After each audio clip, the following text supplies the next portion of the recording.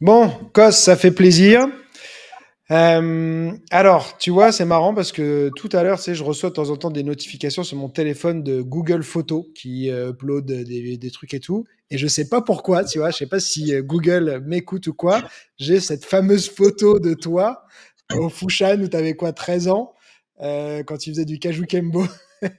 Et je l'ai eu, c'est véridique, hein. C'est-à-dire que je l'ai eu tout à l'heure, là, ce matin. Je fais non, c'est ouf, quoi. Je sais pas, ça m'a fait une notif genre sport de combat et ça m'a ressorti des photos. Et genre la troisième ou la quatrième, bah, c'était, je sais pas, une photo, vous étiez tous en ligne là au Cajou avec toi qui regardait qui regardait la caméra, quoi. Tout ça Il pour faut dire que ça dire fait un petit bout que de temps qu'on se connaît, quoi. voilà, puis cette photo, elle est mythique parce elle nous a vu, que ce soit toi ou moi, passer par plein d'étapes. Pour ceux qui vont écouter ce podcast, qui vont nous regarder, moi j'étais clairement en surpoids au moment de au moment de cette photo quand j'ai commencé les arts martiaux chez toi. Et puis après, de fil en aiguille, ça nous a emmené à plein de choses et j'espère qu'on va pouvoir en parler petit à petit dans Bah ce oui. podcast. Et c'était ta première expérience dans les arts martiaux ou t'avais pratiqué avant? Ouais, en fait, si tu veux, j'avais fait du judo. J'avais fait vice-champion de Paris, parce que mon cousin avait fait champion de Paris, je crois que c'était en poussin ou quelque chose comme ça. Donc Ouais. c'était vraiment petit, hein. C'est que tu te pointes sur ta tatami, tu fais un salut, t'attrapes à peine l'autre et quoi qu'il, presque tu gagnes, tu vois. Et donc on avait fait premier et deuxième. Et j'en avais fait pendant 3 ou 4 ans. Après j'ai fait du karaté aussi pendant 5 ans, Shotokan. Et on va dire que c'est ma première relation vraiment au sport de combat, c'était dans ton club, parce qu'avant ça, c'était plus des arts martiaux. Et chez Ouais. toi, j'ai commencé dans un premier temps la self-défense et après dans un second temps la lutte à livrer, le jiu-jitsu brésilien. Ouais. Avec, Jean-Louis. Jean-Louis et donc Jean-Louis de la MB Academy et Flavio Peroba pour la Ouais. partie lutte à livrer. Donc je faisais plus de JJB chez toi que de lutte à livrer, même si j'en ai fait un petit peu. Mais c'est des super souvenirs. C'était des salles mythiques de Paris. C'est les premières salles où tu pouvais avoir du multidisciplinaire, hein. Ouais. Mais après, à l'époque, Flavio, il aimait pas trop que les gens ils aillent à droite à gauche. Donc toi, tu faisais le JJB avec Jean-Louis. C'était voilà, fallait. Ouais. C'était toléré parce que Jean-Louis finalement il allait aussi un petit peu chez Flavio et qu'ils avaient Ouais. on va dire une relation cordiale. Mais c'était à une époque où il y avait encore, c'est vrai, un espèce une chape au-dessus de ta tête quand tu venais comme ça de discipline sportive, et il y avait une guéguerre entre le JJB, la Luta. Aujourd'hui c'est bien, tout ça c'est derrière nous et finalement tout le monde s'entraîne un petit peu avec tout le monde.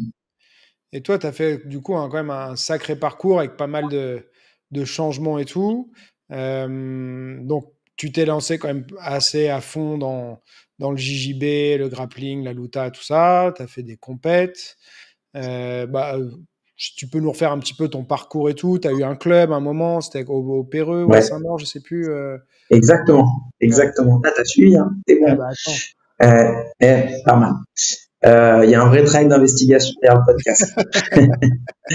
Donc ouais, exactement. Si tu veux, j'ai fait pas mal de choses. J'ai combattu un petit peu en jiu-jitsu. J'ai jamais été un très grand compétiteur, même si j'étais reconnu dans le milieu de la compétition en JJB et en Italie parce que j'avais eu quelques belles performances. Mais j'étais pas comme des membres de l'équipe de Flavio qui étaient chez toi, comme Mathieu Husson, Fabien Brochetel, ou le plus connu d'entre eux, Paul Araignée, qui eux combattaient vraiment très souvent, Mathias Jean aussi. Moi, je combattais moins, c'est vrai, mais j'étais assez performant. Donc, j'avais fait champion de France en JJB en planche en bleu. J'avais fait les Europes, j'avais gagné non, j'avais fait deuxième en blanche ou troisième, je sais plus. J'avais été quart de finaliste en bleu. J'ai fait les mondes en violette, où j'avais fait quart de finaliste aussi. Je perds contre le mec qui gagne d'ailleurs. Je fais un super combat. J'avais fait des qualifs ADCC aussi, tu vois, où j'avais passé 2 tours et je perds contre un Polonais qui fait juste 25 kilos plus que moi. Mais donc non, j'étais quand même globalement assez performant. J'ai gagné la Coupe de France 2 fois. J'ai affronté, pour ceux qui connaissent Naïm Rizam, je l'avais Hmm. je l'avais soutenu notamment en finale des France. Donc voilà, un petit parcours en tant que combattant, je dirais une cinquantaine de compétitions en tout, donc c'est pas énorme. Et puis après, moi, j'étais toujours plus tourné vers la pédagogie, l'enseignement, si tu te rappelles. Ouais. Déjà, au cours de Jean-Louis, j'avais cette tendance à monopoliser un peu l'attention après les cours, pour donner quelques techniques et tout, parce que j'avais cette fibre en moi. Et d'ailleurs, Jean-Louis m'a soutenu, m'a tout de suite tendu la main, m'a expliqué un peu comment ça fonctionnait, m'a aidé à trouver ma voie en me disant tu devrais faire un BPGEPS, etc. Donc c'est quelqu'un qui a été très important sur mon parcours martial, même si aujourd'hui on n'est plus réellement en contact. Et puis ça m'a amené jusqu'à ouvrir une salle pendant 3 ans, un peu comme toi finalement, sans le côté, je dirais, parce que toi, tu as été assez avant-gardiste sur le côté digital, etc., des sports de combat.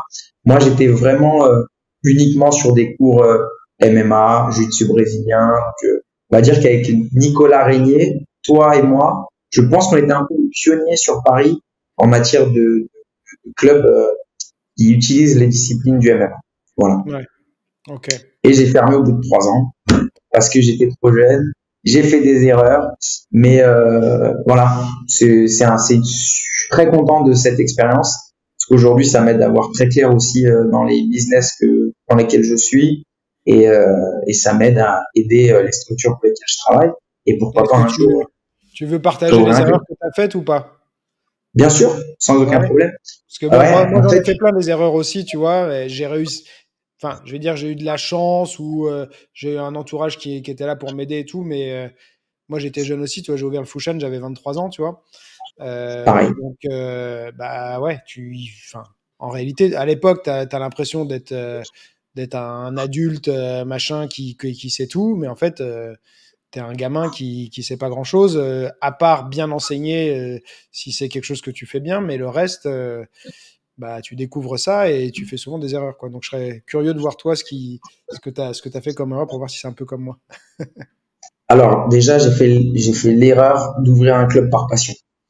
Ouais, Ça, je pense, c'est ma plus grande erreur. C'est-à-dire que si, voilà, si ça peut aider des gens qui veulent se lancer à un moment donné dans un business, quand on est passionné, on fait les choses avec le cœur, avec l'affect. Et quand on ouvre un business, il faut un détachement complet et il faut penser chiffres.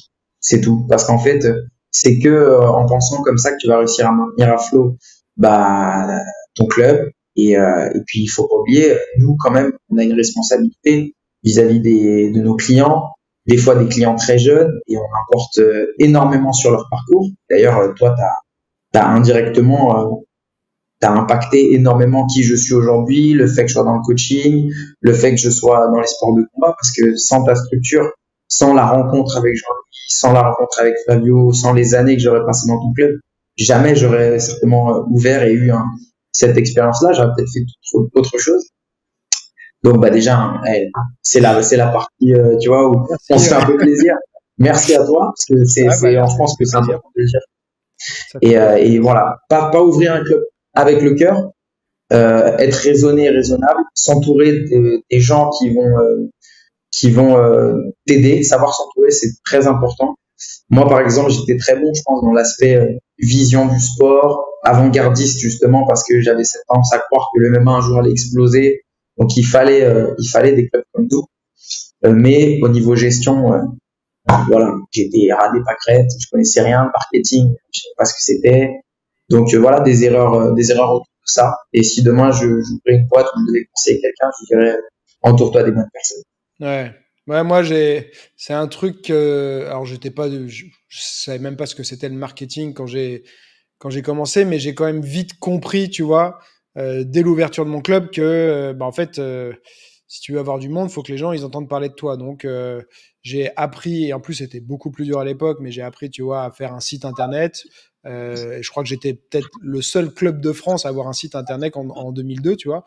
Ça Mmh. n'existait pas et en plus c'était pas genre un site sur je sais pas quoi Lycos ou je ne sais trop quoi, c'était un vrai site Mmh. quoi.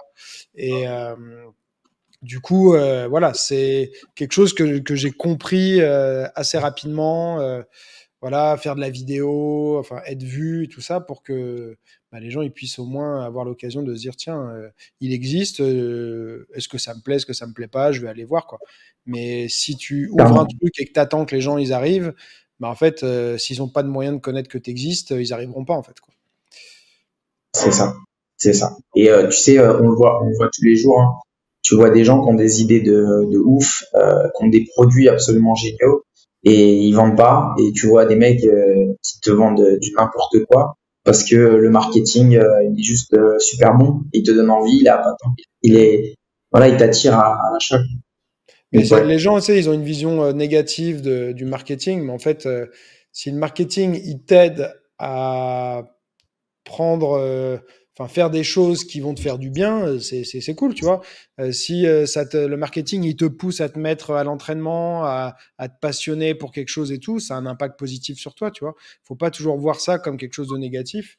Et en plus, je trouve que, ouais, bah, tu le sais aussi, mais dans le milieu des arts martiaux, des sports de combat, tout ce qui est argent, tout ça, c'est mal vu. Faudrait que les profs, ce soit tout ouais, le temps une sorte ouais, j'arrive plus à trouver le mot, mais que tu fasses ça juste par gratuité. passion, voilà, Voilà, et ouais, quasiment pas être payé, tu vois. Mais si tu ouvres un club, une structure et tout, ça a un coût. Et puis, bah Nicolas Renier, il en parle souvent aussi, hein, mais euh, mieux tu gagnes, plus tu peux passer de temps à te former, à améliorer la structure dans les de clubs dans ouf. lesquels les gens ils vont venir s'entraîner, tu vois, faire venir des personnes voilà, intéressantes aussi pour apprendre et tout. Enfin bref, ça ouvre plein de possibilités. Et voilà, bon, on espère que les mentalités changent un petit peu, mais ça se fait tout Bah, doucement. je pense, tu me dis toi ce que t'en penses aussi, mais je me dis, est-ce que ça vient pas du système associatif aussi où les gens sont habitués à très peu payer et du Ouais, coup, quand tu leur demandes une prestation pour un coaching privé, si tu vois aux États-Unis par exemple, si on va faire un ouais, parallèle, je prenais des cours avec John Danaher, qui est, ouais, bon, les gens doivent le connaître, c'est le meilleur coach au monde quand il s'agit de sport de préhension sans kimono. Donc que ce soit dans le MMA ou aujourd'hui il a la meilleure équipe de grappling au monde. ouais. Ce mec-là, il prend 150 dollars et son cours, il dure pas une heure. C'est 40-45 minutes pour Ouais, t'expliquer une technique. Tu vois, il te demande, il dit, tu veux voir quoi aujourd'hui? Pas un sujet. Terminé. Stop. ouais, Euh, toi, tu te vois demander 150 euros pour un coaching. ouais. C'est compliqué, alors que finalement, parfois même, tu as un niveau d'expertise qui est plus important que, bon là, d'ailleurs, c'est compliqué, mais c'est un mauvais exemple, mais tu as un Ouais. niveau d'expertise qui est quand même important, tu te formes en permanence, etc. Il n'y a pas cette culture. Il n'y a pas Non. cette culture. Mais petit à petit, ça vient. Parce que Ouais, notamment, tu vois, dans le MMA, les gens commencent à avoir le truc de faut que je paye un préparateur physique, faut que je sois entouré d'un kinésithérapeute, il faut que j'aille chercher un spécialiste du sol pour qu'il m'aide. Donc, ça commence à venir. ouais, puis il y a des salles qui s'ouvrent maintenant, qui sont des structures un peu à l'américaine, tu vois, hyper modernes avec des équipements et tout ça de ouf. Et forcément, ils peuvent pas proposer des prix hyper bas. L'associatif, moi, je trouve ça très bien parce que il y a un côté où ça donne l'accès au sport De au ouf. plus grand nombre. Mais c'est vrai que d'un point de vue business, on va dire, moi souvent, je dis aux gens, en fait, il y a presque pas de parallèle. C'est-à-dire que t'as pas tu vois, quelqu'un qui a un travail où il est en concurrence avec quelque chose qui va être à un prix aussi dérisoire, tu vois. Parce que C'est ça. les gens considèrent pas que c'est un travail, en fait, tu vois. Il y a énormément ça change un peu, mais moi, quand j'ai commencé à donner même des cours en 2000 et tout, il y avait très très peu de profs qui faisaient ça à plein temps, tu vois. Enfin, Ouais. j'en croisais quasiment jamais, tu vois. J'étais un peu tout seul à vouloir faire ça à plein temps. Mon prof en Wing Chun, Didier Bédard, lui, il faisait ça à plein temps aussi, mais c'était très très rare, tu vois. Donc c'est pas considéré. Moi, le nombre de fois où quand je disais ce que je faisais, on me disait ouais, mais c'est quoi ton vrai boulot? Genre, bah, c'est ça mon vrai boulot, tu vois. Et ça m'est arrivé plein de fois. Ouais. Les gens, ils considèrent pas ça comme un vrai travail, tu vois. C'est vrai. C'est C'est vrai, très c'est dur vrai. de C'est vrai. valoriser ça. Quelque chose qui est pas considéré comme un vrai travail, bah, c'est dur à valoriser, quoi. Mais c'est en bonne voie, ça commence quand même à pas mal changer, quoi. Ouais, les mentalités changent. Moi, je vois aujourd'hui, par exemple, donc là, aujourd'hui, je suis dans une structure qui s'appelle Épisode. Mm. C'est des cours collectifs, mais je suis aussi je me balade un peu de salle en salle pour faire mes coachings privés. et je vois beaucoup plus de coachs qu'avant. Ça se démocratise, les gens commencent à faire appel à des professionnels pour se faire encadrer quand ils font du sport, et à tout âge. C'est vrai qu'avant, tu voyais un petit jeune de 25, 30, 35 qui se faisait coacher, tu vois, un peu, je pense, je sais pas si c'est de l'orgueil, mais des fois un peu par orgueil, tu vois, genre je connais, truc. Maintenant, non, ça y est, ils ont conscience que il y a des gens, c'est leur métier, ils travaillent beaucoup autour de ça, donc c'est cool de voir que bah, déjà il y a un business qui se profile, donc ça crée aussi bah, des dérives avec des gens qui sont pas forcément formés de façon équitable, mais bon, c'est bien, c'est la bonne voie. Espérons que ça continue et qu'un jour on soit millionnaire sur un yacht avec Conor McGregor. Ça, je sais pas, mais en tout cas, bon, déjà de réussir à bien vivre en faisant ça, c'est vraiment cool. Et voilà, la paix, bah oui, la famille, un peu de travail, on est bien. mais oui. Et toi, tu as fait un vrai changement. Alors, je sais pas exactement de quand ça date, mais c'est après. Est-ce que c'est après, là, du coup, la fermeture de ton club que tu t'es dit, je vais plutôt je vais pas dire recycler, parce que je trouve que c'est pas un bon mot, mais me rediriger vers tout ce qui est plutôt prépa physique et tout, parce que tu as passé plein de certifs de tous les côtés, de ce que j'ai cru comprendre. Et tu t'as voulu, En t'as fait fait, un choix ça s'est fait naturellement, c'est un choix réfléchi de se dire, allez, je me mets sur la prépa physique. Et... les personnes qui me connaissent bien, tu vois, je sais qu'on a plein de potes en commun parce qu'ils étaient aussi au Fushan, tu vois, comme Johnny Frachet, par exemple, que tu connais bien. Le dernier podcast que j'ai fait, c'est il y a longtemps maintenant, parce que j'ai pas été régulier, c'est il y a 7 mois, et c'était avec Johnny, donc tu vois. Et ben voilà, et ben avec Joe, qui est un de mes meilleurs amis, on se connaît depuis plus de 15 ans, il te dira la même chose, c'est quand je me lance dans quelque chose, que ce soit par passion ou pas, je pense que je suis à 3000%. Et au début, si tu veux, la prépa physique, le coaching, je le faisais juste pour gagner de l'argent. Honnêtement, je me disais, voilà, c'est bien, je travaille peu, je gagne pas mal, c'est cool. Et puis petit à petit, je me dis, attends, quand même, les gens payent un certain prix.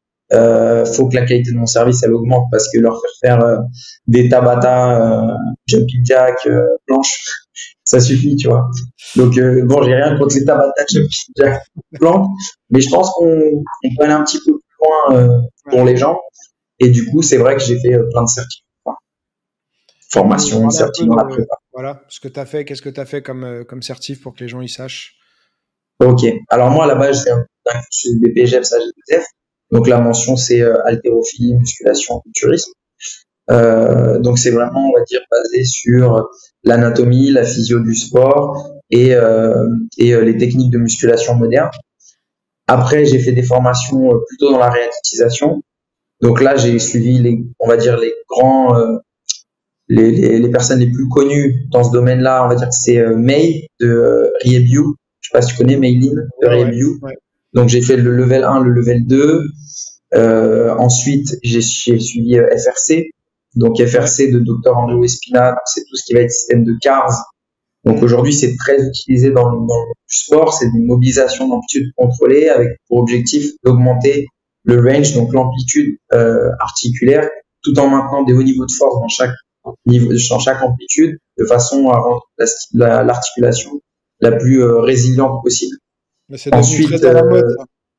Ouais, c'est très à la mode et franchement. J'ai fait la certif en 2018, le week-end, je me rappelle, c'était en Belgique, c'était le week-end des attentats, où il y avait, je sais plus, ils s'étaient enfuis vers la Belgique, justement. Enfin, je sais plus quels attentats c'était. 2018. Attends, c'était. Bon, bref. Et du coup. Ouais, c'est ça, c'est ça. Je me rappelle. Enfin, c'était samedi, dimanche. C'est arrivé la nuit du samedi soir. Je suis arrivé enfin, j'ai fait samedi la journée. Le dimanche, j'arrive et. Enfin, ils étaient tous à me regarder. J'étais le seul Français. Parce qu'il Qu'est-ce que c'est? J'ai fait des certifs souvent à l'étranger. Je suis tout le temps le seul Français. À l'époque, en tout cas, les Français. C'est vrai, c'est vrai. Je sais pas, ils bougeaient pas. Alors après, il y en a beaucoup qui parlent pas anglais, donc ça, c'est déjà un problème. Mais ils étaient tous, putain, ça va, machin, tout ça. Enfin, ouais, c'était les gros attentats, quoi. Mais à l'époque, FRC, ouais, ça, on n'en entendait pas beaucoup parler. On n'entendait pas beaucoup parler. Je pense que ça a été démocratisé avec Instagram, etc. On a commencé à beaucoup le voir. Et c'est bien, ça a donné l'accessibilité comme ça à des coachs à des contenus super intéressants qui étaient utilisés dans le milieu du haut niveau. Et puis du coup, bah, tout un système d'éducation qui s'est mis en place et aujourd'hui ça cartonne. FRC, c'est vraiment, s'il y a des coachs qui regardent et qui veulent se former pour comprendre un peu plus la mécanique de l'anatomie, comment ça fonctionne, je pense que c'est la formation à faire en premier. Après FRC, j'ai fait quoi? J'ai fait Stick Mobility. Je sais Ah pas ouais. si tu connais.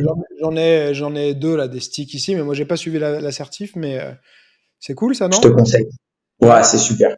C'est franchement super. Si tu veux, alors FRC, si on parle juste il y a plusieurs cursus de formation avec FRC, mais ouais. la plupart du temps, les coachs font FRC. Donc là, c'est, comme on disait, les mobilisations articulaires avec plus ou moins une montée en charge de façon à ce qu'on rende l'articulation plus forte dans toutes les directions. Et stick mobility, c'est plus lié à la cinétique des mouvements par rapport au sport.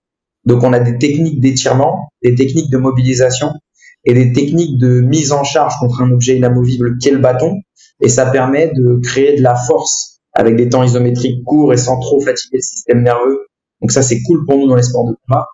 De façon à utiliser ça avant la séance, permet d'optimiser quelque part la personne qui va s'entraîner.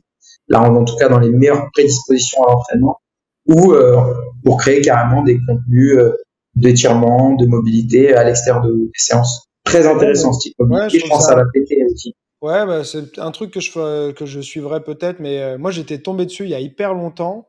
Je vais te dire, pour tu vas voir ça. Alors je pourrais pas te dire la date exacte, mais tu vas voir par rapport à l'histoire que c'est que ça date d'un certain temps. C'était Ronda Rousey qui avait fait, je sais plus avant quel combat, tu sais, dans son media workout là, elle faisait un échauffement au bâton, tu vois, que j'avais trouvé D'accord. hyper bien, justement de la mobilité, machin et tout ça. Et Ouais. je me suis dit, bah tiens, bâton, c'est stick, je vais taper stick mobility ou un truc comme ça pour essayer de trouver d'où elle tenait un peu ses méthodes et tout. Alors ça venait pas, je pense, de là, mais bah, de fil en aiguille, je suis tombé sur leur site. Je m'étais intéressé à l'époque, Mhm. c'était moins bien fait parce que je pense qu'ils étaient un peu au début Ouais. et tout. Mais là, j'ai vu que ouais, j'avais été voir leur site et tout ça, ça s'est hyper bien développé, même l'aspect ouais, formation et tout, ça a l'air assez cool quoi. C'est carré. Franchement, moi, je l'ai fait en ligne. Je voulais la faire là. Ils m'ont Ouais. mis à Prague. Je voulais la faire à Prague. Finalement, je l'ai fait en ligne. Et j'ai pas été déçu. Et tu vois, même ici, là où je suis à Épisode, on a un studio de récupération qui s'appelle Recover. Et j'ai eu la chance justement de former moi aussi les coachs à leur tour au système Stick Mobility. Et je sais que c'est quelque chose qu'ils aiment beaucoup. Et bon, ils l'utilisent pas forcément à l'extérieur parce qu'il faut quand même en acheter. C'est un budget. Un stick, Mm. je crois que c'est 90 €. Ouais, Tu c'est cher. vois. Donc c'est assez cher. Mais ne serait-ce que les principes sont intéressants. Ouais. Voilà. Non, bah écoute, moi j'en ai deux, donc je m'en sers plus des fois pour me stabiliser sur des trucs de FRC et compagnie. De ouf. Mais en tout cas, ouais, c'est un truc, je sais que je me suis dit, il faudrait que je teste pour approfondir ça. Ok, cool, Stick Mobility. Top.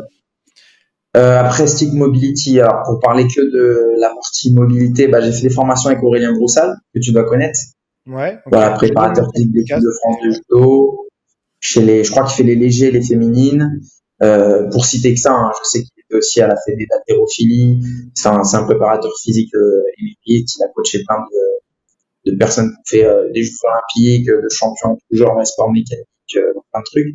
Et pour moi, lui, c'est un mec qui m'a beaucoup influencé et j'ai adoré son ouverture d'esprit dans la préparation physique. Il t'enferme pas parce que dans la préparation physique, il y a des dogmes. Tu vois, il y a Ouais. Strong First, très mise en tension, tu vois, assez fermé et tout. J'ai fait d'ailleurs Strong First. Mais ce qui est super intéressant, mais pas rester figé et puis aller en mouvement, essayer d'aller un peu tester tout pour trouver sa propre finalement sa propre sauce quoi. Donc j'ai pas mal suivi Aurélien et après j'ai la chance d'avoir le directeur sportif aussi à Épisode qui est Alex Verret qui est un ancien mentor trainer de chez TRX Europe et qui travaille chez Under Armour Performance et qui lui aussi m'a pas mal influencé. Donc voilà. Et t'as fait Strong First aussi, ouais. Et Strongfirst, j'ai presque fini tout le cursus de formation.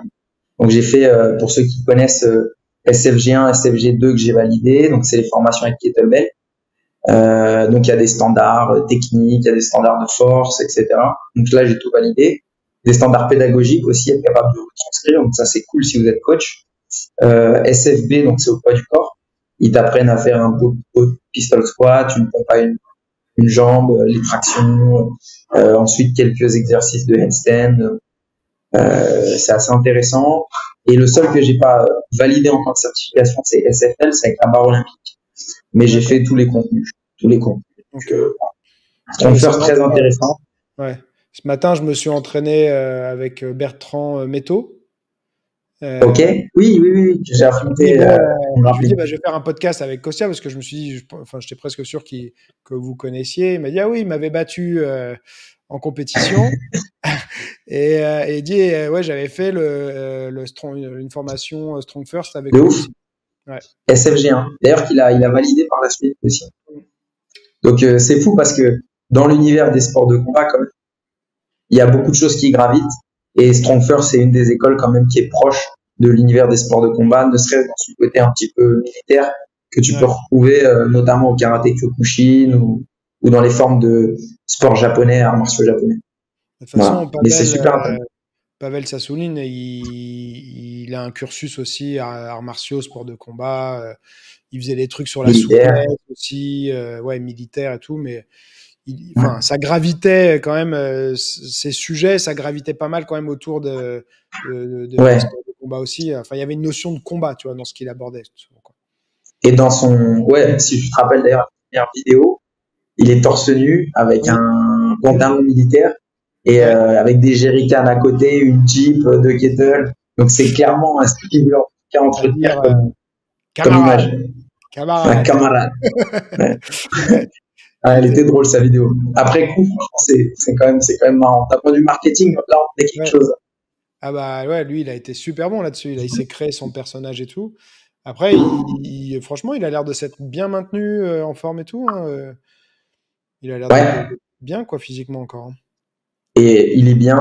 C'est un mec comme ça. Pour avoir eu l'occasion de le croiser et de discuter un petit peu avec lui, c'est quelqu'un quand tu le croises.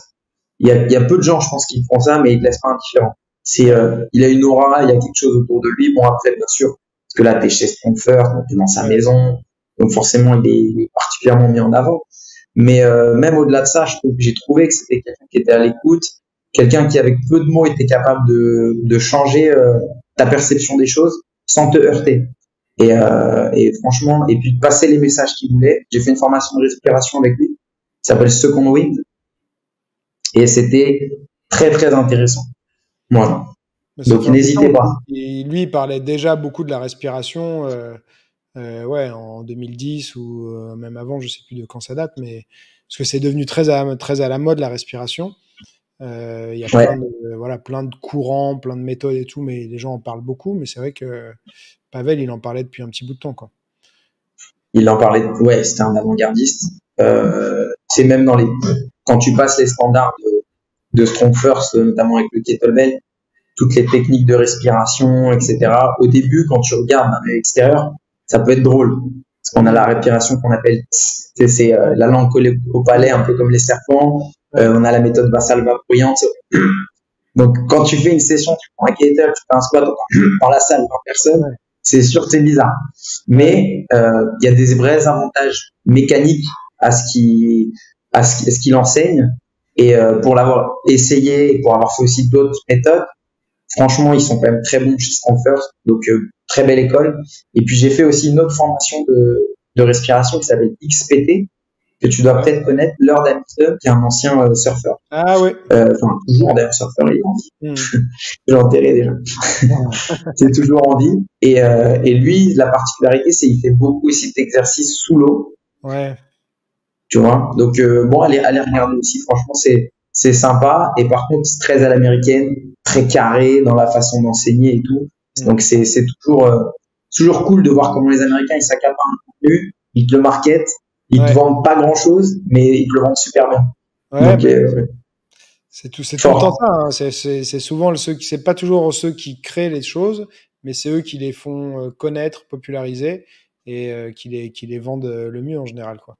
Et comment tu fais alors toi, un peu pour synthétiser tout ça, tu vois, parce que aujourd'hui, je trouve qu'on vit une époque, tu vois, où il y a énormément d'informations et ça en devient difficile de faire un choix sur quoi suivre, Donc, soit bah, tu suis une méthode et puis bah, tu l'explores à fond et tu attends de voir un peu les résultats. Soit après, tu essaies de faire ta propre tambouille, tu vois, de synthétiser le truc et tout.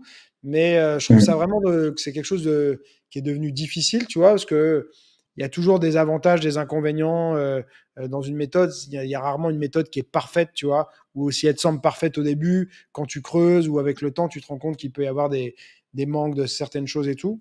Donc toi, Clairement. bah déjà, j'ai vu que tu t'étais par rapport à avant mis pas mal aux réseaux sociaux. Euh, J'essaie. ouais, J'essaie de c'est te bien. suivre, mec. Bah écoute, J'essaie. ouais, non, mais c'est très C'est bien pas ce que tu encore ça. J'ai pas encore ça. Je fais trop de fautes d'orthographe. Mais Ah, mais j'essaie. avec, Je vais avec travailler. l'intelligence artificielle, maintenant, tu n'auras plus d'excuses. Tu vas pouvoir, faut que tu vas Voilà. pouvoir avoir des trucs, ça t'écrit tes textes tout seul et tout bientôt là. Donc, mais Non, non, mais c'est j'essaie bien. de vulgariser un petit peu deux, trois trucs, de les mettre au service. Parce que moi, j'ai pas grand monde hein, sur les réseaux. Je dois avoir 2800 personnes, 2900 personnes. Mais j'ai beaucoup de coachs Ouais. qui me follow. Et du coup, j'essaie de partager un petit peu des contenus avec eux. Et j'essaie de partager aussi ce que je fais au quotidien avec les athlètes que j'encadre. Voilà, tout Et comment simplement. tu t'es retrouvé à... Alors du coup, bon, je sais pas si on répond d'abord à cette question sur le fait sur la synthèse des méthodes, mais comment tu t'es retrouvé aussi à coacher des athlètes, tu vois, genre Laure, et puis je vois qu'il y en a d'autres et tout que je connais pas forcément, mais Ouais. Mm. comment t'es, parce que du coup, prépa physique, alors toi tu viens des sports de combat, donc la passerelle, elle est un peu logique et tout, mais comment Mm. ils t'ont connu ou comment ça s'est fait, comment on t'a contacté tu vois, Je pour réponds à toi? ça d'abord. Ouais, vas-y, allez, vas-y. Ok. Alors sur la question de la prépa physique, comment est-ce que j'ai commencé à coacher des athlètes? En réalité, au début, c'est par le biais de Lucie Berthaud. Mhm. Voilà. On va être honnête. Avant ça, je coachais des gens plutôt sédentaires, en surpoids. J'en ai coaché beaucoup parce que moi tu sais, je travaillais dans un cabinet de coaching privé pendant 4 ans. Donc là, je coachais un peu, sans leur manquer de respect, mais monsieur et madame tout le monde qui veut un peu faire du sport, etc.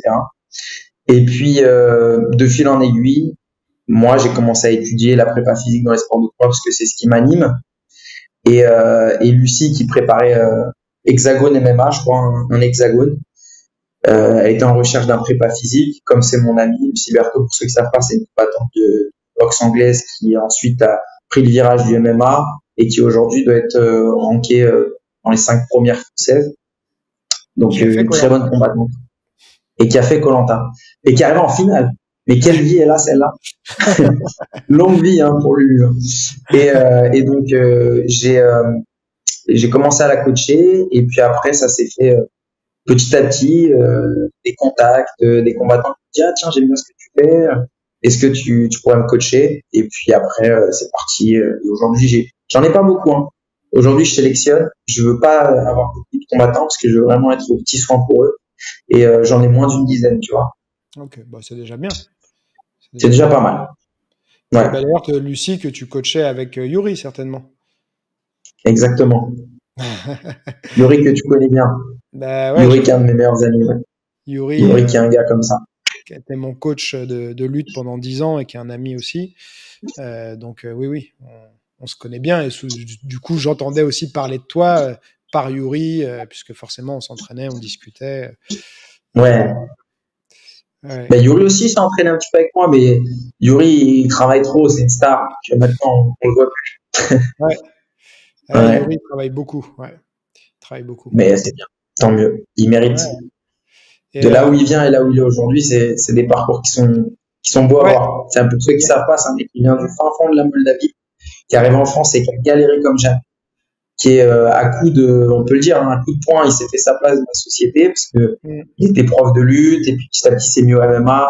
Il est au MMA Factory. C'était un des membres presque fondateurs hein, du MMA Mm. Factory.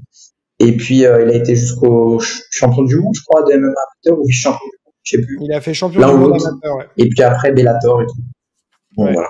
ouais, ouais. Mais avec Yuri, on a beaucoup discuté, et notamment bah, sur le coaching, ses prestations de coaching et tout. Je l'ai travaillé au corps pendant des années et maintenant, souvent, c'est pas pour m'envoyer des fleurs, mais il me remercie. Il me dit, putain, ouais, voilà, Il a j'en fait du serais bon pas. boulot. Ouais, il sait qu'il n'en serait pas là là où il est aujourd'hui s'il avait continué comme il faisait avant, quoi. Donc, mais bon, c'est tout un. Après, sans rentrer dans les trucs de dev perso, tu vois, mais c'est vrai qu'on se met souvent des limites et des barrières un peu dans la tête aussi De ouf. de ce qu'on peut faire. Et en fait, quand on arrive à lever ça, bah, c'est comme ça que tu arrives à avoir des vraies réussites, tu vois. Donc, Yuri, ouais, ça fait plaisir. Ça fait vraiment plaisir pour lui parce qu'il c'est très mérité. Et c'est vraiment quelqu'un voilà, de bien et qu'on apprécie tous les deux. Et c'est que le début. Il va aller Ouais, loin, ouais. le petit père. Mais ouais, mais Donc ouais. voilà, et puis pour répondre à ta question aussi concernant comment je fais la synthèse de toutes les formations, de tous les courants de pensée qui étaient dans la prépa physique, en réalité, moi, je vois tout ça comme une boîte à outils. Et en fonction de la personne que j'ai en face de moi, avec l'expérience maintenant, j'arrive à analyser ce à quoi elle va être plus sensible et ce à quoi elle va être, comment dire, plus dans l'acceptation du programme que je vais proposer. Exemple, j'ai des combattants, je vais jamais utiliser la barre olympique parce que je leur mets une barre et ils ont peur. Tu vois, un mon dos, un machin, ou une petite nana qui fait 50 kilos, je lui demande de me faire un deadlift lourd parce que je sais que c'est bon pour elle, je sais qu'elle en a besoin, mais je vais trouver des moyens détournés de lui faire de la force sur les membrnes. Hmm. Voilà. Et petit à petit, je l'emmènerai à, pourquoi pas, faire de la barre olympique, pourquoi pas. Pareil pour la mobilité. Il y a des gens, la mobilité, tu vois. Hmm. Alors que quand tu fais de la prépa physique, si on parle de pyramide de la performance, c'est la base en fait. Est-ce que Ouais. tu es capable de réaliser le mouvement mécaniquement, convenablement, tu vois? Hmm. Et la plupart du temps, cette réponse, les gens, c'est non. Et t'en as, ils veulent pas faire le pas de prendre le temps de l'enseignement, prendre le temps de d'apprendre à générer le mouvement, etc. Et heureusement maintenant, avec l'expérience, je trouve toujours un moyen de tourner. Et ça passe souvent par la simplicité. Voilà. Ouais. Soyez simple dans votre façon de coacher. Allez droit au but et pas trop d'explications. C'est trois, quatre mots, on arrête le problème. Sinon, on change de target. Bah, tu vois, moi, c'est ça le. Alors, j'adore la prépa physique, c'est un truc qui me passionne depuis hyper longtemps. Mais ces derniers temps, ces dernières années, j'ai quand même plusieurs objections sur la prépa physique, tu vois. Il y a pas mal de Ouais. choses que je trouve que. Alors, au niveau des réseaux sociaux, on voit beaucoup bah, voilà, d'entraînement, tout ça, et du coup, ça a l'air stylé. Tu vois des gens qui sont forts, qui les font, donc ça, tu dis, bah un peu par mimétisme, me dis putain, lui il est fort, il fait ça, donc il faut que je fasse ça aussi, tu vois. Mais Mmh. je trouve que bah, ça rajoute des fois trop de complexité. De ouf. La prépa physique qu'on voit faire des champions, des compétiteurs et tout, bah, ils ont un niveau qui leur permet de dédier du temps à ça. Mais quelqu'un qui est plus débutant, qui n'a pas encore un bon niveau technique, pour moi, il devrait d'abord se concentrer sur sa technique plus que sur la prépa, tu vois. Et il y en a qui se disent, en fait, bah, je vais faire une tonne de prépa, comme ça, je vais être meilleur après à la boxe ou MMA ou je ne sais quoi. Mais non, tu vois, tu peux mettre un champion de CrossFit dans un cours de MMA, même s'il va être physique et tout, il va pas réussir, il va pas réussir à être bon en MMA grâce à son physique. Il y a des choses qu'il arrivera peut-être à faire mieux grâce à son physique, mais c'est pas ça qui va le rendre meilleur que les autres, tu vois. Et donc Clairement. voilà, c'est juste un petit, voilà, on va dire, petite déviation sur mon opinion un peu pour dire aux gens, faites quand même attention, parce que j'ai envoyé, tu vois, un email là-dessus ce matin, mais genre à l'appel des sirènes, des trucs comme ça qui ont l'air sympas à faire et tout. Si votre objectif premier, c'est d'abord de vous améliorer dans votre discipline et tout, et que vous êtes encore loin d'avoir un niveau voilà, de pro, tu vois, en tout cas un haut niveau, d'abord, c'est peut-être pas voilà, la priorité de faire une prépa physique de malade, quoi, tu vois. Après, Parce que devenir... souvent, les gens, ils pensent, excuse-moi de te Vas-y, couper, vas-y. mais parce que souvent, les gens, ils pensent prépa physique, pour eux, c'est performance. Ouais. Donc, ils pensent, quand tu fais de la prépa physique, forcément, tu smatches la personne pour que, alors, utiliser quelques termes techniques, mais pour que, on va dire, niveau physiologique, la personne elle soit plus résistante à l'effort, capable de produire plus de puissance, capable d'aller plus vite. Mais en fait, non, la plupart du temps, le préparateur physique, et c'est Aurélien Broussal qui m'a dit ça, c'est un récupérateur physique. Parce Hmm. que l'entraînement spécifique à on va dire, haute répétition, c'est-à-dire que tu fais 5, 6, 7, 8 entraînements par semaine, ça crée forcément des compensations parce que tu es tout le temps dans les mêmes postures, etc. Donc moi, je vois vraiment la prépa physique comme grand 1. Je vais essayer de régler tes problèmes mécaniques et de sortir de ton hyper spécialisation de façon à maintenir les qualités mécaniques de ton corps pour aussi que tu en aies l'usage dans ta discipline. Et puis parce que je pense aussi à l'après. Moi, en réalité, je pense aussi déjà après ton sport, qu'est-ce que tu vas faire. Ouais. Donc j'essaie de te rendre un meilleur humain pour aujourd'hui dans ton sport, mais aussi et surtout finalement pour demain. Je pense que c'est ça le principal. Donc c'est pour ça que faire que de la performance, oui et non. Après moi j'ai pas d'Olympia, tu vois, j'ai des gens, j'ai des combattants, donc c'est peut-être que c'est propre à ma discipline cette façon de penser, mais peut-être que si c'était d'autres disciplines, je réfléchirais différemment. En tout cas pour les sports de combat, je pense que nous on a un vrai rôle de récupérateur physique parce que les mecs ils sont tout le temps blessés en fait. Tu les as jamais à 100% d'entraînement. Mais ça, c'est pareil, ça c'est un bon, on pourra en parler après. Les blessures, c'est un autre truc que j'ai réalisé, tu vois, plus récemment aussi. Mais ma deuxième objection, comme ça je termine sur mes objections, on va dire, à la prépa physique, et après tu me dis ce que tu en penses.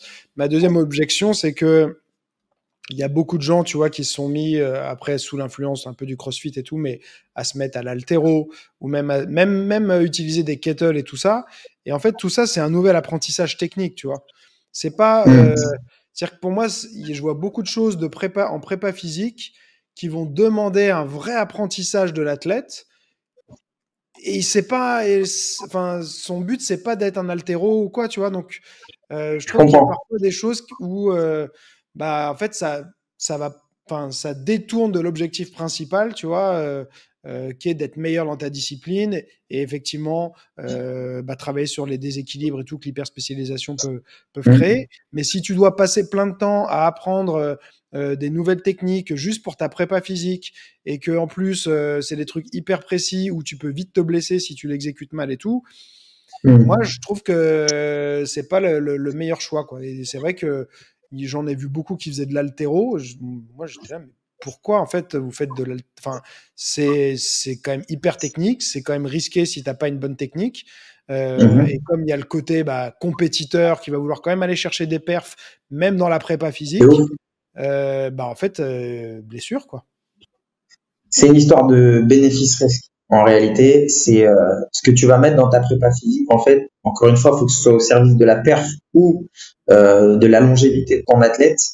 Et du coup, il y a des choses que tu vas peut-être pas mettre en place, tu vois. Maintenant, là où j'émets un petit truc par rapport à ce que tu dis, c'est faire de l'haltérophilie ou une autre activité. Hein, là, t'as cité ça, ça aurait pu être autre chose, hein, du kettlebell, j'en sais rien. Ça peut avoir du sens, même si c'est pas forcément représentatif de ce qu'est l'activité physique, parce on sait tous les deux, nous on est sur des disciplines multidimensionnelles où il faut, on va dire des moyens moteurs qui soient très larges, et du coup avoir en permanence cet apprentissage permet finalement peut-être de donner la possibilité à l'athlète de réussir encore mieux à faire des techniques diverses dans sa discipline. Tu vois ce que je veux dire? Ouais. Donc ça, moi, j'aime bien aussi. Tu vois, des fois, je fais faire de l'animal flow, ce que j'ai fait animal flow aussi. J'aime bien. Des fois, je fais faire de l'haltérophilie. Ça va dépendre de l'athlète, de ses besoins. Ensuite, il faut pas oublier que on veut développer, comment dire, on veut pas forcément mimer le geste spécifique. Tu vois, par exemple, je veux améliorer mon punch. Est-ce que je vais prendre un élastique et un poids de 5 kilos et je vais faire du shadow avec? Aucun intérêt. Parce qu'on sait que avec 10% de surcharge par rapport au geste spécifique, on va avoir tendance à avoir un impact délétère sur la technique du mouvement et qui a un haut pourcentage d'efficacité. Tu vois. Donc, par contre, si je commence à me dire qu'est-ce qu'il me faut comme qualité physique pour améliorer mon punch, alors on peut les citer ensemble. Il te faut des membres inférieurs qui soient puissants. Donc, il faut une triple extension qui soit forte. Il faut un centre du corps qui soit capable de diffuser l'énergie. Donc, ça passe par des extenseurs de hanches et un centre du corps qui soit indéformable et qui soit capable de diffuser les forces qui viennent des jambes. Ensuite, il va falloir potentiellement une épaule qui soit capable d'aller en traction, donc capable de la pousser loin pour gagner ces quelques centimètres supplémentaires qui nous permettent de l'élasticité, de l'efficacité dans la frappe. Et ensuite, il faut aussi de la stabilité à l'impact, que ce soit sur les articulations des membres sup, mais aussi sur le poignet notamment, pour éviter que tu te blesses, épaules, poignet, coude, etc. Si tu prends une activité par exemple comme le kettlebell et que tu te mets à faire des lunges overhead. Hmm. Ça a du sens. Ça a du sens parce que tu as de la stabilité sur le membre sup, même si c'est pas forcément la trajectoire. Tu as quand même de la stabilité sur le membre sup. Tu as ce travail de puissance des membres en fonction de l'intensité que tu vas mettre dans le mouvement. Mais si tu mets une phase concentrique rapide, ça a du sens. Faire du snatch, ça a du sens. Voilà, il y a quand même pas mal de mouvements que tu peux tirer de l'haltérophilie, du kettlebell, qui peuvent être intéressants. Mais encore une fois, il faut savoir ce que tu fais. Le snatch en kettle, c'est technique, tu vois. Très technique. Moi, quand je vois de temps en temps les kettles, je trouve que c'est moins à la mode qu'une époque de toute façon, mais quand je vois de temps en temps certains mouvements et tout, les à-coups qui se prennent, enfin, c'est pas bien fait, quoi, tu vois. Et De ouf. tu peux vite te faire mal, en fait, tu vois, en voulant faire un truc qui potentiellement pourrait être bien, mais il faut y passer du temps sans chercher la performance. Faut avoir ce goût pour la technique et tout. Et pour moi, c'est encore un truc qui te détourne quand même de ta pratique, de ta discipline. Hein. Je dis pas Je que ça comprends. n'a pas sa place, mais c'est juste, moi, ce qui me dérange plus, c'est déjà sur les pratiquants loisirs, tu vois, qui se lancent à fond là-dedans. Alors, en fait, tu peux le faire pour le plaisir, parce que t'aimes ça, c'est cool de se dépenser, machin et tout. Mais si ton objectif, c'est que tu dis, je vais faire ça pour être meilleur dans ma discipline, et que toi, t'es un pratiquant loisir qui est débutant ou, je sais pas, intermédiaire, je suis pas sûr que ce soit le truc qui va t'aider à être meilleur, tu vois. De toute façon, tu veux être meilleur dans une discipline, fais cette discipline, hein, c'est top.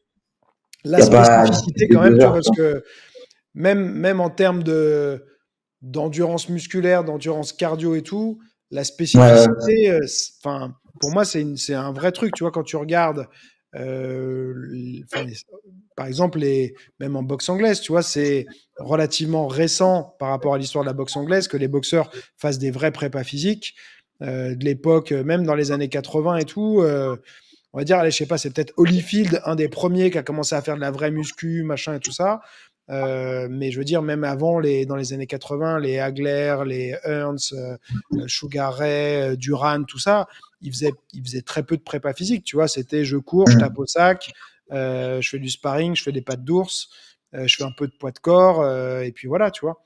Et quand je les Ouais, regarde, j'ai pas l'impression que ces mecs-là, ils sont physiquement moins bons que les mecs d'aujourd'hui, tu vois. Je les vois pas plus lents, je les vois pas avec moins de punch. Enfin, limite, des fois, je trouve que ils sont peut-être ouais. presque meilleurs, tu vois, que certains d'aujourd'hui, quoi. Ouais, parce qu'après aussi aujourd'hui, il y a d'autres facteurs qui rentrent en compte. Déjà, notre mode de vie fait on est beaucoup plus sédentaire globalement. Donc ton niveau de performance, il est impacté. Parce que si toute la journée, tu vois, tu t'entraînes 2 heures par jour, tu rentres chez toi, t'es assis, tu manges du popcorn, c'est compliqué. Il y a une accessibilité à la malbouffe aussi. Là, tu cites des gens qui globalement viennent des quartiers difficiles. Je pense Mm. que au niveau de la bouffe, ils n'avaient pas accès forcément à des trucs de ouf non plus. Donc, je pense qu'ils s'entraînent depuis qu'ils sont tout petits. Ils ont cette culture d'aller jouer au basket avec leurs potes dans leur quartier et tout. Donc, bon, faut voir aussi. Faut voir. Maintenant, est-ce qu'ils sont meilleurs aujourd'hui qu'avant? Quand même, je tendance à croire on est meilleur dans le sport aujourd'hui avec toutes les sciences du sport qu'on connaît. Je pense, tu vois, si pour donner une image aux gens, je pense que tu prends un Mike Tyson qui était super fort et qui est une légende de la boxe anglaise, tu le mets chez les poids lourds aujourd'hui, moi je pense qu'il est pas dans le top 10, tu vois. Ah Et ouais. pourtant, c'est une légende. Parce que après, il était d'une génération où il y avait moins de grands boxeurs. Tu vois, la génération de Mohamed Ali, je pense par exemple, ça aurait été peut-être plus dur pour lui. Mm. Mais là, actuellement, avec les Deontay Wilder, les mecs qui frappent fort, et qui pensent c'est propre comme Tyson Fury, je pense que c'est compliqué. En plus, lui, c'était un petit poids lourd. Non. Ouais. Je pense que la prépa physique, quand même, elle joue un jeu, elle a eu un rôle très important. Moi, je pense quand même que je dis pas ça parce que c'est mon métier aussi, hein, mais je pense que dans la performance des athlètes, faut pas le sous-estimer, faut le prendre en compte. Mais comme tu l'as dit, faut pas se tromper de cible. Si vous êtes amateur, que vous travaillez, vous vous entraînez 3 fois par semaine, c'est sûrement pas optimal d'aller faire de la prépa physique. Peut-être qu'avant ça, vous pouvez passer plus d'heures à la salle, faire une quatrième, voire une cinquième.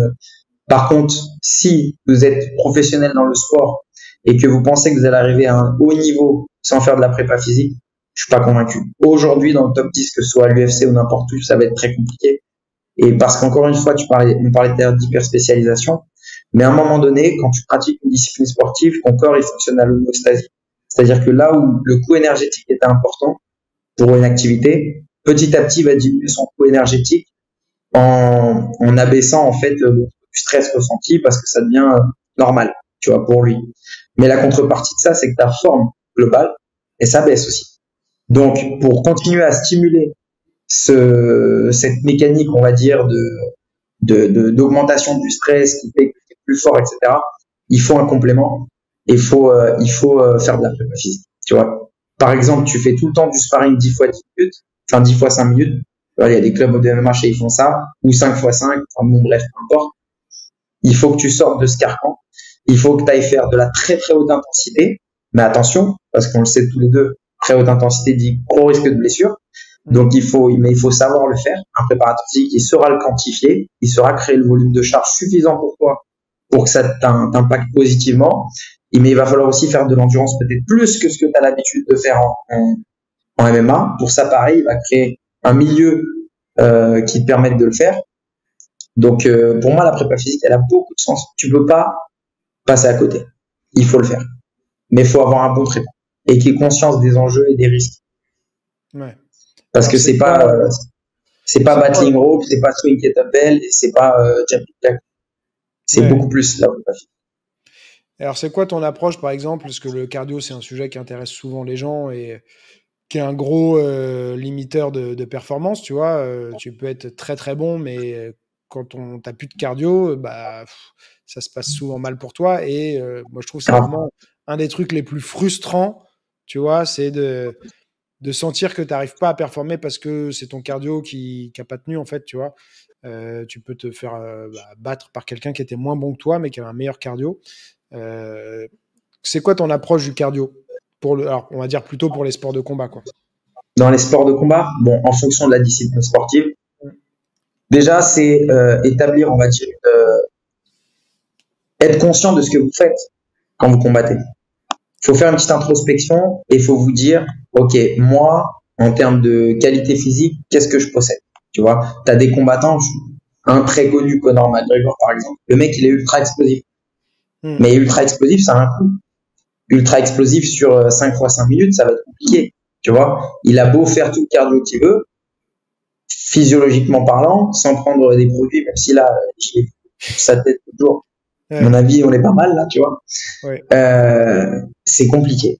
Il y a quand même donc après, des fois, c'est pas que la prépa physique. Des fois, c'est aussi dans l'analyse que ça joue et se dire, ok, ça, c'est mon potentiel physique. Je suis ici.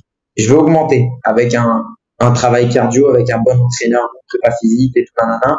Je vais faire plus de travail de relance de puissance, mais à un moment donné, tu plafonneras. C'est obligatoire, tu vois. Mais après, c'est la stratégie, en fait. En fait, c'est même plus la prépa, en fait. À un moment donné, c'est la stratégie. Et ça passe par. Et on connaît tous un mec à la salle. Le mec, il a 45 ans.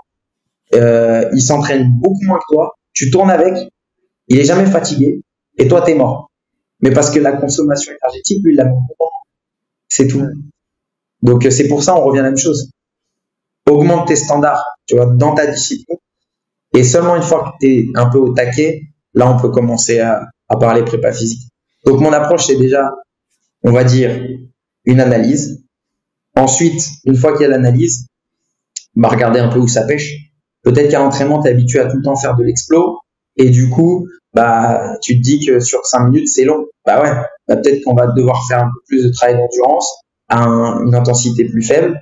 Et puis, petit à petit, on va pouvoir rajouter des relances de puissance dans ce temps-là, de façon à ce que tu sois capable de maintenir des niveaux de puissance plus longtemps.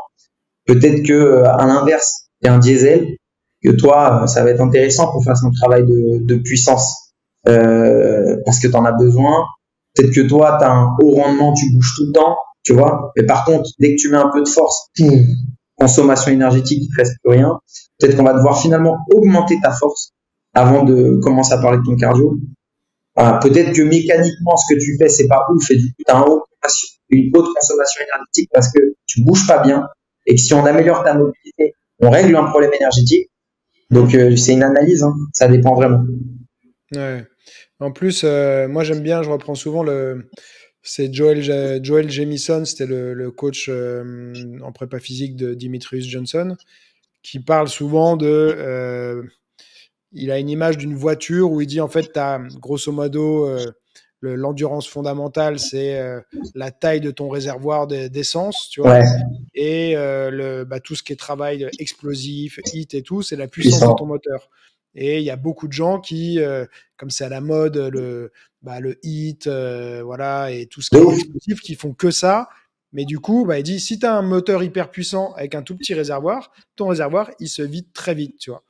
Et voilà, c'était pour voir toi, mais j'ai C'est compris que exactement ça. c'était très personnalisé, toi, par rapport à. Mais encore une fois, parce que tu es plus avec des athlètes et tout, mais sur de la population plus générale, tu vois.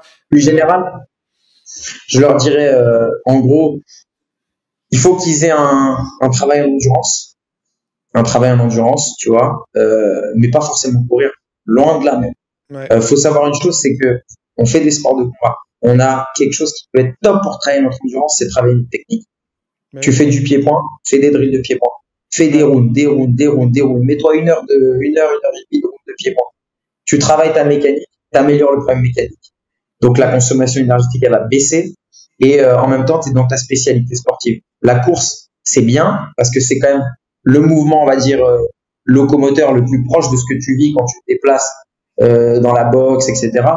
Mais c'est de la course, c'est pas du pied-point, c'est ça. tu vois. Tu Moi, prends le pas nombre de d'impact, tu fais. personnes qui me disent, j'ai eu comme élève qui me disait, je comprends pas, je vais courir, machin et tout, je vois, j'ai un bon cardio quand je cours et tout, et en un round de 3 minutes, je suis rincé, quoi. Ça n'a rien à voir. Ouais, mais c'est la spécificité, Voilà. tu vois, il y a quand même une C'est spécificité. ouf. Et c'est vrai que moi, là, tu vois, dans un de mes programmes en ligne, là, j'ai amené les gens, alors c'est un truc que peu de gens font, mais j'ai amené les gens à faire des séances de shadow de plus en plus longues. On est arrivé à 60 minutes de shadow non-stop, sans pause, tu vois. Mhm. Là, tu travailles ton cardio, ton Ouais, endurance, ça a mais du tu sens. travailles en même temps ta technique. Quand tu fais aussi long, tu travailles ton relâchement, tu vois, ta De ouf. fluidité, enfin, tu vois, et tu es dans du spécifique qui va directement améliorer ta pratique derrière, tu vois. Ouais, et tu règles des problèmes mécaniques, il y a plein de choses que tu règles. Tu vois. Après, moi, c'est vrai que j'adore tu vois, le shadow, par exemple, super intéressant. Pourquoi? Parce que déjà, tu as un volume gestuel qui va être normalement plus important que ce que tu vas faire quand tu combats. Ouais. Donc, l'intégrer même dans une programmation dans une préparation physique d'un athlète qui bouge pas assez, a tendance à rechercher le coup dur et tout, ça a du sens de ouf. À l'inverse, tu as quelqu'un qui a un haut volume gestuel et il est inefficace. Peut-être que lui, je le mettrais plus sur le sac de frappe, tu vois. Ouais, Voilà. Après, c'est une bien analyse sûr. encore une fois. Mais ça a Ouais, ouais. beaucoup de sens, hein, de faire 60 minutes de shadow. Je te rejoins. Ouais, ben là, moi, c'était un programme où il y avait du shadow, mais il y avait du sac de frappe, il y avait des séances longues, il y avait des séances courtes avec haut rendement, avec travail de puissance et tout. En fait, c'est un équilibre, tu vois, mais tu De avais ouf. ce socle un peu d'endurance, voilà, de travail à intensité modérée, plus long, avec à côté de ça, bah ouais, d'autres types de travail, parce qu'en fait, ouais, de toute façon, tu as plusieurs filières énergétiques et faut essayer d'identifier ce que toi, tu as le plus besoin d'améliorer. Mais tu peux, si ton Et travail. balayer tout le spectre. Bah oui, Voilà. et c'est Il faut ça. balayer tout le spectre, de long en large, en travers. Et après, en fonction du sport dans lequel vous êtes, je dirais aussi avec une multitude d'exercices. Voilà. Ouais. Pas rester figé sur tout le temps faire la même chose parce que en combat, il se passera pas tout le temps la même chose. Et je pense qu'effectivement, tu peux avoir un marathonien qui sera fatigué en un round ou deux de boxe, hein. Ah, mais c'est C'est, sûr. Mais je vais te dire, il finit même pas le round, je pense. ouais, Parce que lui, il est économe au geste dans ce qu'il fait. Il est efficace. Mais tu lui demandes de mettre 3 coups de poing, tu vas voir, tu vas rigoler. ouais, ouais. Ok. J'ai vu aussi que tu faisais alors je sais pas si tu as suivi la formation ou pas, mais que tu faisais les mouvements un peu de Landmine University, là, Ouais, top. avec le Alors, j'ai code pas. ring David Weck, Ouais, de ouf. aussi, David Weck, qui est à l'origine de ça. En fait, l'autre, je sais plus comment il s'appelle, mais il en a fait sa méthode spécialisée sur les landmines, mais à la base, c'est le système, la Weck méthode. Je sais pas si ça te parle. Ouais, je vois très bien. Le mec qui a les petits trucs qui Ouais, fait ouais, sauter là comme ça, ouais, je me un rappelle. peu La ouf, corde et tout. mais, C'est lui qui a inventé le Ouais, bossu. d'accord. Ouais, ouais. Mais bon, voilà, il y a des gars un peu farfelus aux States, mais des Hmm. fois ils te pondent des trucs qui sont sympas. Et en vrai, le kettlebell, le dumbbell, les fat bells, on va dire c'est les différentes formes de poids, ils ont des avantages. Tu vois, le kettlebell, c'est ce côté quand tu le swings un peu convergent, c'est circulaire et tout, c'est intéressant. Le fat bell, ça épouse la forme de la main, donc on va dire d'un point de vue mécanique, ça respecte encore plus ton anatomie. Le dumbbell, ça a des particularités, mais il faut jouer un peu sur les inclinaisons avant-arrière du dumbbell pour le stabiliser. Donc il faut avoir un coach qui connaisse un petit peu le travail avec le dumbbell. Mais le dumbbell, ce qui est cool, par exemple, c'est que c'est de l'haltérophilie. Hein. C'est de l'haltérophilie, c'est pas juste faire du développé couché. Dumbbell, c'est Ouais. très intéressant. Mais le landmine, là où c'est intéressant, en fait, c'est que il n'y a pas grand-chose, hormis, je te dirais, les poussées de chariot, qui sont vraiment en surcharge horizontale. Hmm. Là, tu es face à un point d'ancrage. Donc pour ceux qui ne savent pas, hein, le landmine, c'est la barre qu'on va mettre, par exemple, dans un coin de mur, et on va l'utiliser, mais en inclinaison comme ça. Et on fait tout un panel d'exercices avec. En Le mec a station créé la debout. formation. En Ouais, station debout, tu vois, quoi. C'est-à-dire, pour que les gens ils comprennent, c'est grosso ouais, modo, tu es debout, tu as une barre qui est posée au sol, tu tiens l'autre bout de la barre, toi, tu es debout, et il y a des mouvements, voilà, des mouvements que tu peux faire à partir de là, quoi. L'intérêt, c'est que tu es voilà, debout aussi, tu vois. C'est pas du coucher ou, tu vois. exactement. Après, tu peux te mettre dans plein de positions différentes. Tu peux être face au point d'ancrage, latéralement par rapport au point d'ancrage, de dos, dans différentes positions. Tu peux être assis, un genou au sol, deux genoux au sol, debout, debout les pieds décalés. Voilà, il y a plein de positions possibles, c'est ça qui est intéressant. Mais surtout, ça a été créé parce qu'encore une fois, c'est en poussée. Donc l'intention de force, elle est vers l'avant. Et ça, nous, dans les sports de combat, c'est tout le temps le cas. On est très rarement avec l'intention de force vers l'arrière. Et si c'est le cas, c'est qu'on est dans la merde. Ouais, C'est que le mec il est dans notre dos et que c'est là où il faut pas qu'il soit. ouais. Donc très très intéressant, ouais. Très Ouais, intéressant. Tu pratiques un peu toi?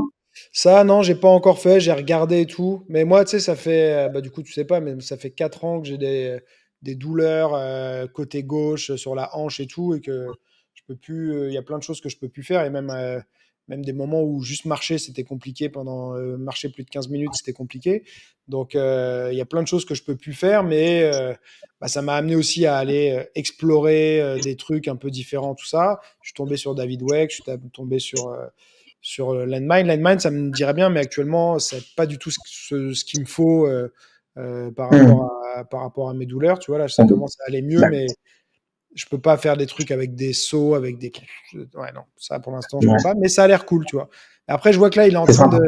de partir dans un délire. En fait, il veut proposer de la nouveauté. Et je sais pas si tu as vu, il fait des trucs avec des élastiques. Là, je l'ai vu hier, je crois qu'il lance la barre sur une cage à squat. Ouais, ouais, je l'ai vu la Elle story revient, hier. elle revient. Élastique violet dans la Ouais, cage. Il exactement. lance le truc, il le reprend. Je dis, il est complètement starve. Ouais, c'est C'est le parce truc. que tu te dis, il y a un mec qui va mimer ça dans un Easy Gym ou Oui, Fitness Park ou Honor, il va tuer quelqu'un. mais oui, non, mais et puis alors là, si tu te rates la barre, tu te C'est la prends fini. dans la tronche, quoi. Ouais, Mais ouais, non. Non, euh, puis voilà. c'est dangereux. Ouais, ouais. Le landmine en plus, c'est sympa pour cette intention, mais c'est quand même à la base, c'est pas fait pour être comme ça. La barre, elle a pas été étudiée pour être dans cette position, et Mm, du coup, il y a plein de positions où tu as l'impression que même si tu dois faire l'effort de torque, donc l'intention ouais, de visser la barre pour pas qu'elle bouge et tout, ça glisse quand même, tu vois. ouais, Donc il y ouais. a des trucs quand même, faites attention. Ouais.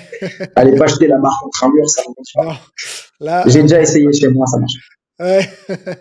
Non, ça vaut mieux éviter. Ok, et puis bah, écoute, on peut juste pour finir aborder un peu la nutrition, parce que j'ai vu que tu postais de temps en temps aussi sur la nutrition et Ouais, tout. avec Toi, plaisir. c'est quoi ton approche de la nutrition? C'est une approche très simple.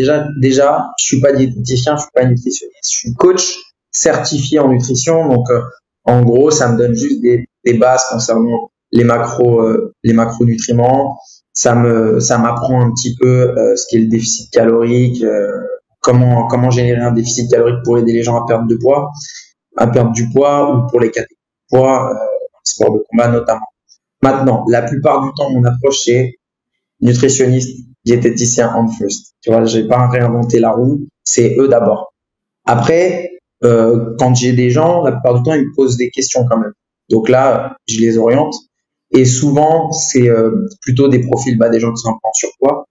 Et du coup, c'est juste rééquilibrer, on va dire, leur alimentation avec quelques conseils simples, mais pas m'imposer à eux en leur donnant, tu vois, un plan alimentaire carré à suivre, etc. J'essaie de leur donner des conseils, j'essaie de les orienter.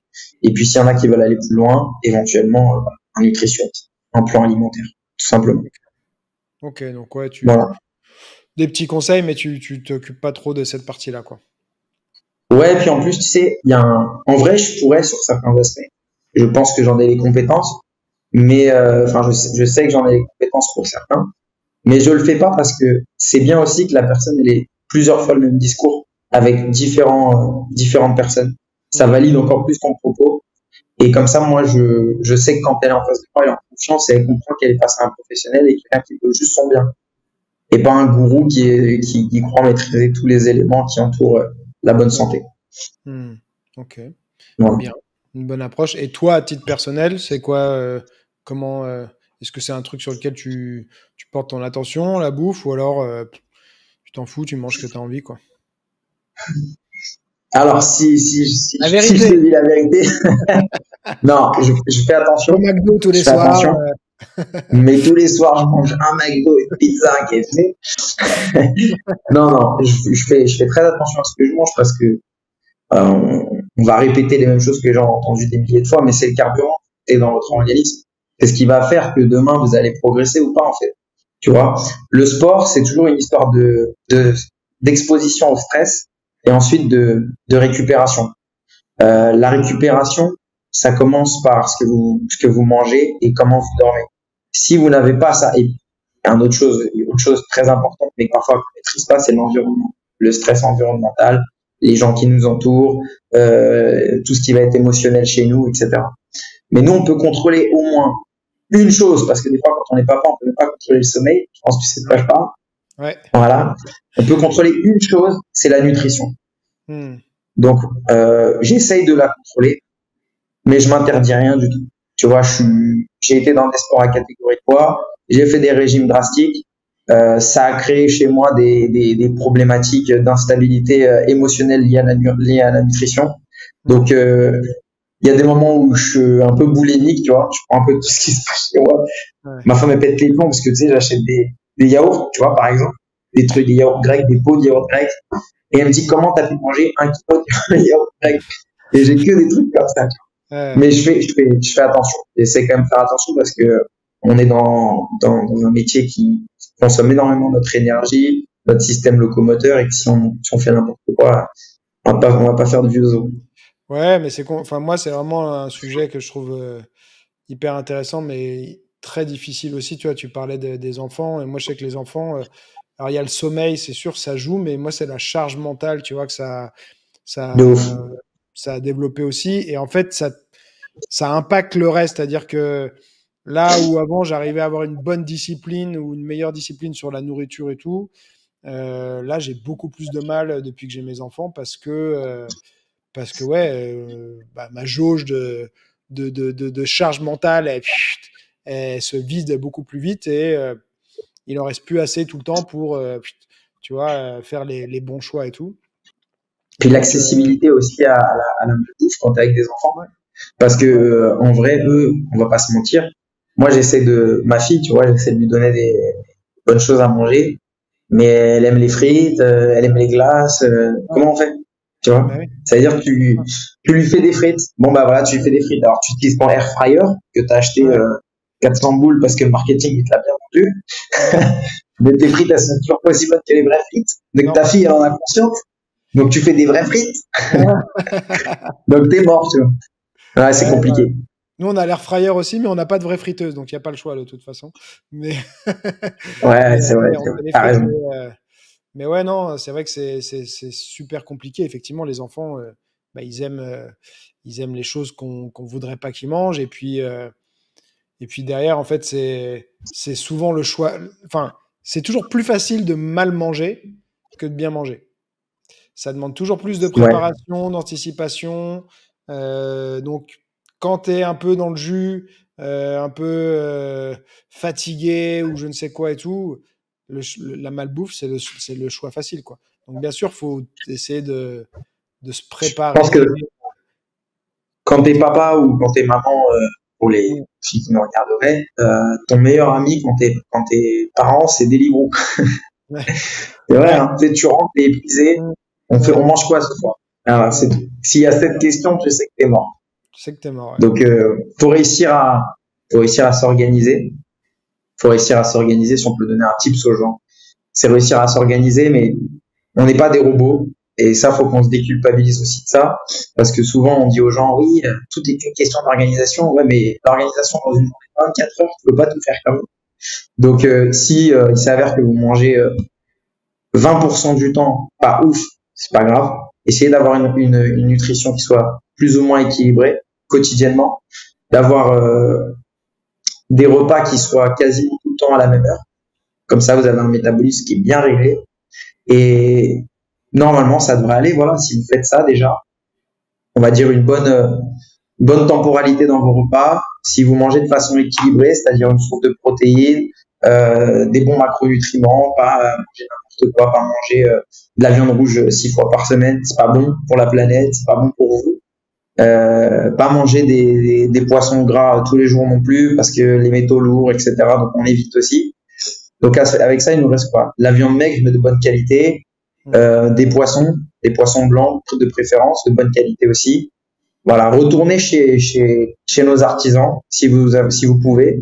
Allez consommer local, proche de chez vous. Et que vous soyez végétarien, végétalien, Mm. flexitarien, omnivore, ou peu importe. Mais essayez d'avoir déjà moins d'empreinte carbone sur la planète parce que on a des enfants, on a des responsabilités pour eux. Et puis voilà, manger ce qu'il faut pour votre corps. Essayez de penser comme ça. Quel carburant il faut et pas manger que par plaisir. Même si ça en fait partie, attention. Ouais. Mais 20% par plaisir, c'est bien. Ouais, ouais, mais c'est vrai qu'après ça demande, et enfin, c'est ce qu'il faut faire en théorie, hein, mais il faut préparer quoi. Il faut préparer sa nourriture, il faut cuisiner. Et il y a de moins en moins de gens qui sont à l'aise, je crois, avec le fait de cuisiner. Et il faut De cuisiner ouf. avec des vrais aliments. C'est-à-dire que cuisiner, c'est pas ouvrir des paquets de trucs tout prêts ou, enfin, tu vois. Mais c'est C'est ça qui est le ça. plus dur, tu vois. Et souvent, ce qui aura l'impact le plus positif, parce qu'on parle souvent des aliments transformés, de ça, mais en fait, ouais, c'est de cuisiner soi-même, parce que déjà, tu maîtrises ce que tu manges, tu vois. Quand c'est fait par un restaurant, une livraison, un truc et tout, tu maîtrises pas la quantité d'huile qu'ils De ont mis sel. dedans, de sucre, de Ouais, de ouf. sel, de ce que tu veux. Et puis aussi, ouais, essayer d'utiliser des vrais aliments, quoi. Pas des trucs De dans ouf. des paquets, quoi. Mais ça, Des choses simples. ouais, mais c'est le plus dur parce que Hier, ça demande plus de préparation. C'est le choix le plus difficile, quoi. hier, pour te donner un exemple, hier soir, ma fille, ça fait 3 soirs qu'elle mange des glaces. Tu vois. J'en ai marre, j'en peux plus de l'avoir Ouais. mangé des glaces. Et ma femme, elle a acheté des fraises. Tu vois. Un truc tout bête, hein. Mm, Des fraises, petit jus de citron, de la ouais. menthe, en Mm, avant. La petite, elle a kiffé. Et voilà, des fois, faut juste être le plus simple possible, c'est bien. ouais. Faut pas Ok. se prendre la tête. Sur la nutrition, franchement, manger simple. Cherchez pas à être des biologistes, à faire des associations, trucs. Vous prenez la tête pour rien. Cherchez pas forcément à compter vos calories, même si ce serait très bien. Ce serait très Mm, très bien de le faire. Mais cherchez pas forcément à le faire. Par contre, cherchez à avoir une alimentation qui soit équilibrée, de saison, locale. Et déjà, c'est pas mal. ça marche. Bon, T'es bah OK? écoute, je On pense fait qu'on ça? est bien. Tu m'invites à manger quand alors? Ouais, va À falloir que tu viennes à Bordeaux. Il y a du Bordeaux, bon ouais. vin là-bas. Pas Ouais, bon le vin. moi, je bois pas l'alcool, mais bon, ma femme, elle boit pas mal. Donc, enfin, je vais pas dire qu'elle boit Tu m'as beaucoup, fait mais peur là. non, non, Ma femme boit beaucoup elle aime trop. bien boire. C'est une vraie bordelaise quand même. Donc, Ah ouais, elle est bordelaise. elle est bordelaise, ouais. On s'est rencontrés à Paris, mais elle est bordelaise, ouais. Donc, Mais je la connais. Hélène, Oui, c'est bon. Elle est grande. elle est grande. Heureusement, je n'ai pas dit de conneries. Elle est grande C'est ça enregistré. et assez fine. Ouais, c'est bon. Je vois très bien. Donc voilà, mais ouais, deux enfants, ça change la vie, hein. Ça change la vie, hein. Mazel tov, comme ils disent là-bas. Ouais, bah écoute, Toi, du coup, deuxième qui va arriver, c'est... Un petit garçon, on va en Ouais, faire bon courage. un combattant. Un Eh ben, combattant de la écoute, vie, ça c'est sûr. bah oui, c'est clair. Bon, en tout cas, ça m'a fait plaisir. On a abordé pas mal de sujets et tout. On n'a pas pu parler de tout, mais c'est déjà bien. Eh ben, écoute, je partagerai tes réseaux sociaux pour que les gens puissent te suivre et voir les entraînements que tu fais et tout ça. Et puis, bah voilà. Et après tout ce qu'on s'est dit, ils vont aller sur Insta, ils vont pouvoir faire des jumping jacks, de la planche, des petits élastiques. C'est rien à voir, de la Exactement. Zumba. Je fais de la Exact. Zumba en fait. Non, mais J'ai c'est rien cool. contre la Zumba, attention. Ouais, ouais. Très Non, bien. mais Tant que les gens bougent. en tout cas, ouais. Moi, voilà, je trouve que tu as un super parcours et ça me fait plaisir de, voilà, de voir où tu en es aujourd'hui, en tout cas. Que le début, mon Greg. On continue. Yes. Merci. Allez, bis à toi, à très vite. Prenez soin de vous.